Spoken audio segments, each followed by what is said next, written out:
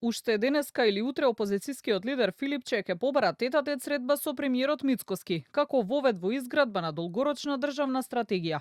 Неговата идеја вели дека е преку политички диалог да подготват стратешки документи за следните 2 децении, со фокус на образованието, здравството, правосудството, животната средина, како најслаби алки во системот. И се надам дека сега кога политичките партии ќе го слушнат ова, навистина ќе ја прифатат таа лидерска средба. Но добро е прво да го поразговараме тоа со премиерот, имајќи преди дека тој прв подаде рака и на прва одговори дека средбата е прифатлива.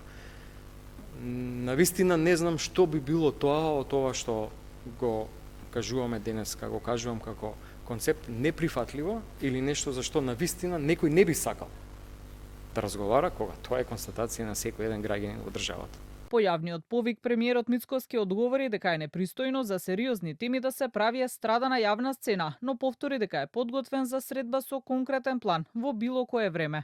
Доколку навистина има план и желба да помогне, стојам на располагање во секое време, ќе го прераспределам мојот распоред на полноќ, после полноќ, кога ќе каже тогаш да го сослушам неговиот план и да видиме дали по тој план нешто може да се реши.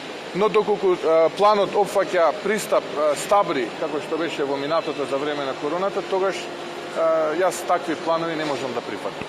За разлика од лидерската Мицкоски Филипче, која се поизвестно дека ќе се одржи. За собраниска анкетна комисија СДСМ, иако најавуваше, нема да инсистира да се формира веднаш.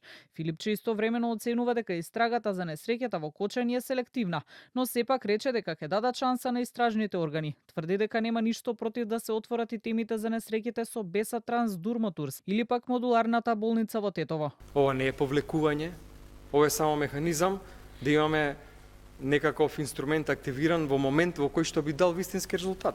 Немојте да мислите дека бегаме од нешто или од нешто се плашиме. Не, може да има анализа, проверка, било каква комисија за било кој настан во минатото. Но сега сметаме во однос на Кочани дека таа анкетна или било каква расправа во собранието навистина треба да има некој резултат. И со оглед на тоа што се уште трае истрагата и со оглед на тоа што укажуваме зашто сметаме дека тој процес е селективен, можно е нешто да се смени и прошири. И во тој контекст сметаме дека треба да почекаме. Во меѓувреме во собрание единствено ДУИ поднесе формално барање за анкетна комисија, но иницијативата им беше вратена поради недоволниот број на потписи од пратеници. Од Мала Речица ова го толкуваат како страф од истрага со меѓународен мониторинг, додека од коалицијата вреди. Им возвратија дека единствена нивна грижа е медиумско внимание.